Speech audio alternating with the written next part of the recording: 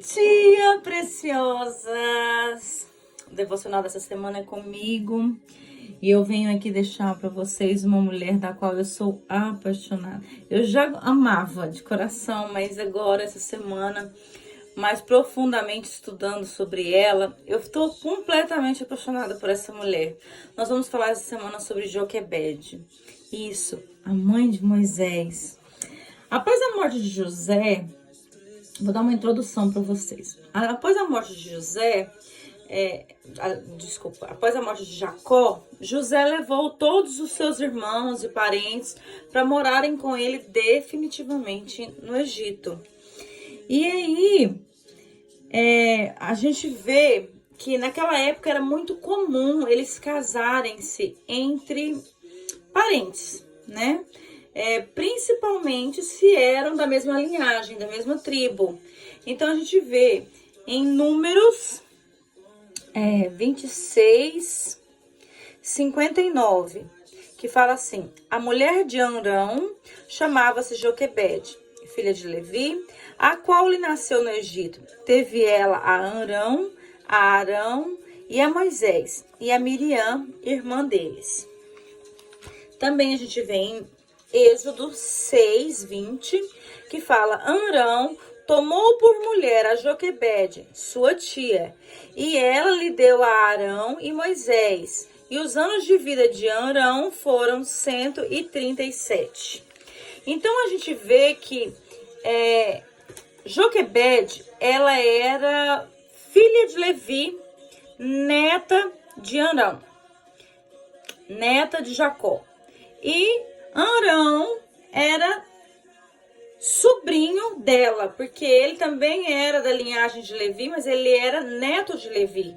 Ela era filha, ele era neto. Então ela era sua tia nesse caso. Joquebede era de origem israelita, de origem hebreia, porém ela já foi nascida no Egito. Arão e Joquebede foram pais de 3 filhos. Os teólogos, os estudiosos falam que Miriam devia ter por torno de 7 a 10 anos, Arão por volta de 3 a 5 e Moisés era um bebê.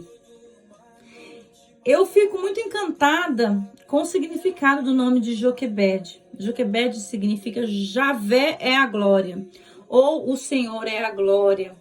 Isso já começa a demonstrar a personalidade dela desde o início. Ela nasceu para vir dar a glória.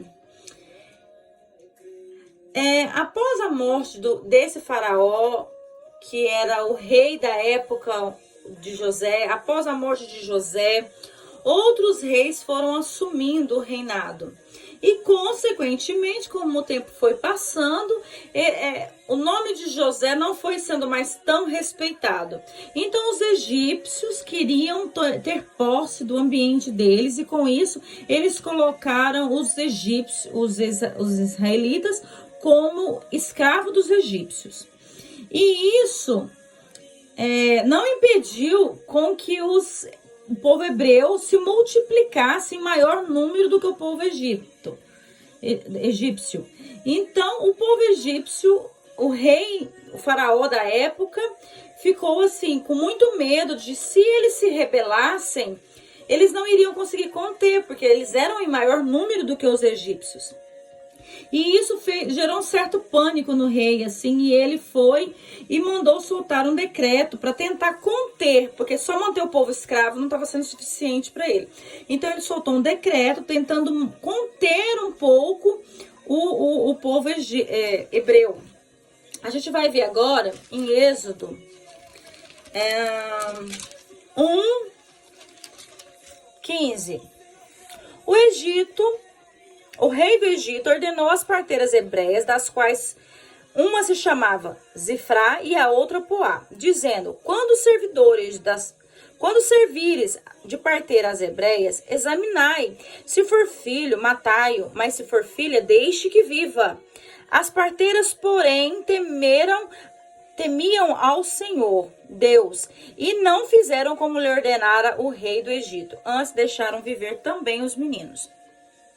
O problema desse decreto que o rei soltou é que ele não contava com um simples detalhe. Essas parteiras eram tementes ao Senhor. Então, parteiras, elas foram instituídas para vir auxiliar e ajudar a dar vida, não para matar. Principalmente sendo tementes ao Senhor. E ele não contava com esse detalhe, né? Então, elas não obedeceram a ordem do rei. E um detalhe que eu acho muito interessante aqui também nesses versículos é porque ele manda matar os meninos, mas não manda matar as meninas. Sabe o que Deus falou no meu coração quando eu li esse versículo? Por que ele queria deixar as meninas vivas? Ele queria deixar as meninas vivas, que era para as meninas se casarem com o povo egípcio, para que assim o povo egípcio viesse a crescer e as meninas hebreias iriam consequentemente perder a sua identidade. Nós temos que tomar muito cuidado quando o demônio coloca certo tipo de cilada na nossa vida que faz com que a gente venha a perder a nossa identidade de filhos. Nós não podemos correr o risco de perder a nossa identidade de filhos. A gente não pode se deixar ser cegados pelo demônio ao ponto de perder a nossa identidade de filhos. Por hoje eu vou deixar essa reflexão para vocês, para que o Senhor venha ministrar no coração de vocês profundamente isso aí, que nós devemos andar sim em obediência, mas em obediência ao Senhor, visando com que a gente nunca perca a nossa identidade.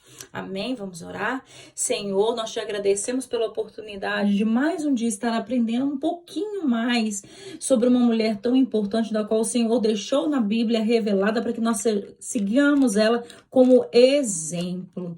Que o Senhor venha falar grandemente nos nossos corações e fortalecer nos nossos corações esse significado da importância de termos essa identidade de filhas tuas, seladas com o teu sangue, marcada em nós cada vez mais, em nome de Jesus.